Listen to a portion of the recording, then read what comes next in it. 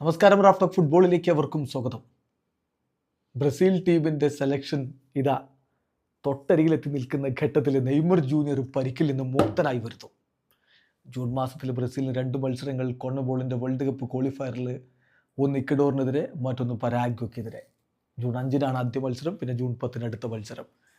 ഈ മത്സരങ്ങൾക്കുള്ള ബ്രസീലിൻ്റെ preliminary squad പ്രഖ്യാപനം 18-ാം തീയതി നടക്കും, ഞായറാഴ്ച നടക്കും. സ്ക്വാഡിൽ ആരൊക്കെ ഉൾപ്പെടുത്തണം? 52 അംഗ പ്രാഥമിക ലിസ്റ്റാണ് ആദ്യം പുറത്തുവിടുക. സ്ക്വാഡിൽ ആരൊക്കെ ഉൾപ്പെടുത്തണം അതിനു വേണ്ടിയിട്ട് പുതിയ കോച്ച് കാർലോ ആഞ്ചലോട്ടിയുമായിട്ട് ചർച്ചയ്ക്ക് ബ്രസീൽ ടീമിൻ്റെ ഡയറക്ടറും അതുപോലെ കോർഡിനേറ്ററും കെയ്റ്റാനോ അതുപോലെ തന്നെ യുവാൻ രണ്ടുപേരും മാഡ്രിഡിലെത്തി. നാളെ ചർച്ച, പിന്നെ ലിസ്റ്റ് അവർ തയ്യാറാക്കും. അതിനുശേഷം ഞായറാഴ്ച പ്രസിദ്ധീകരിക്കും പ്രിലിമിനറി ലിസ്റ്റ്. 26-ാം തീയതി ഫൈനൽ ലിസ്റ്റ് പ്രഖ്യാപനം, 23 അംഗ ലിസ്റ്റ് പ്രഖ്യാപനം. അതിന് റിയോ ഡി ജനീറോയിൽ കാർലോ ആഞ്ചലോട്ടി ഉണ്ടാകും. അപ്പോൾ ചോദ്യം അതല്ല, നെയ്മർ ഇതാ പരിക്ക് മാറി മടങ്ങിയെത്തി. അദ്ദേഹം സ്ക്വാഡിലുണ്ടാകുമോ? നെയ്മർ സ്ക്വാഡിലുണ്ടാകുമോ?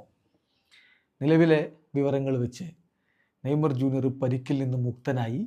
കോപ്പ ഡു ബ്രസീലിലെ സാൻഡോസിൻ്റെ അടുത്ത മത്സരം 22-ാം തീയതി CRBക്കെതിരെയാണ്. ആ മത്സരത്തിന് സ്ക്വാഡിൽ ഉണ്ടാകും. ഒരു പക്ഷേ സബ്സ്റ്റിറ്റ്യൂട്ടായിട്ട് 2ാം പകുതിയിൽ ഇറങ്ങും. അത് കഴിഞ്ഞാൽ അതിനുശേഷമുള്ള മത്സരം വിക്ടോറിയക്കെതിരെ, ആ കളിക്ക് എന്തായാലും അദ്ദേഹം സ്റ്റാർട്ട് ചെയ്യാൻ തന്നെ സാധ്യതയുണ്ട് എന്ന് ബ്രസീൽ മാധ്യമങ്ങൾ റിപ്പോർട്ട് ചെയ്യുന്നു. അപ്പോൾ 27-ാം തീയതി, അത് കഴിഞ്ഞാൽ പിന്നെയും സമയമുണ്ട്. 5-ാം തീയതിയേ ബ്രസീലിന് കളിയുള്ളൂ. ജൂൺ 5-ന് മാത്രമേ ബ്രസീലിന് കളിയുള്ളൂ. അപ്പോൾ അതുകൊണ്ട് തന്നെ നെയ്മർ ജൂനിയറെ സ്ക്വാഡിൽ ഉൾപ്പെടുത്താനുള്ള സാധ്യതയുണ്ടോ എന്നുള്ളതാണ് ആരാധകർ നോക്കുന്നത്. അപ്പം മാർച്ചിലെ കോളപ്പിലേക്ക് നെയ്മർ ജൂനിയർ, ഡൊറിവാൾ ജൂനിയർ ഉൾപ്പെടുത്തിയിരുന്നു.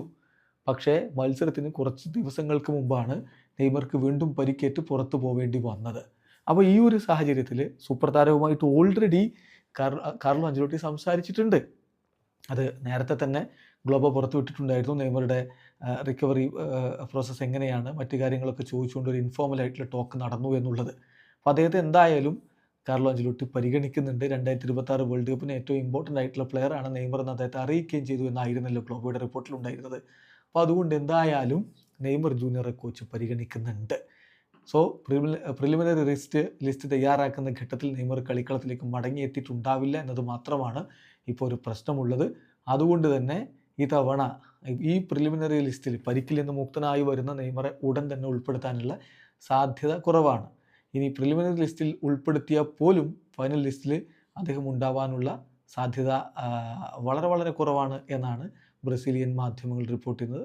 ബി പ്രിലിമിനറി ലിസ്റ്റിൽ ഉണ്ടായേക്കാം, എന്നാൽ ഫൈനൽ ലിസ്റ്റിലേക്ക് അദ്ദേഹത്തെ ഉൾപ്പെടുത്തുമോ എന്നുള്ള കാര്യത്തിൽ സംശയങ്ങളുണ്ട് എന്ന് തന്നെയാണ് റിപ്പോർട്ട്.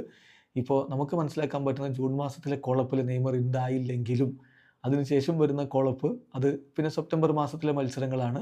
അതിലേക്ക് എന്തായാലും അദ്ദേഹത്തെ പരിഗണിക്കും. പരിക്കിൻ്റെ മറ്റ് പ്രശ്നങ്ങളില്ലെങ്കിൽ ആഞ്ചലോട്ടി നെയ്മറെ വലിയ രൂപത്തിൽ പരിഗണിക്കുന്നുണ്ട്. വീഡിയോ അവസാനിക്കുന്നു. ഫുട്ബോൾ ലോകത്തെ കൂടുതൽ വിശേഷങ്ങളുമായി റാഫ്റ്റോക്സ് എത്താം.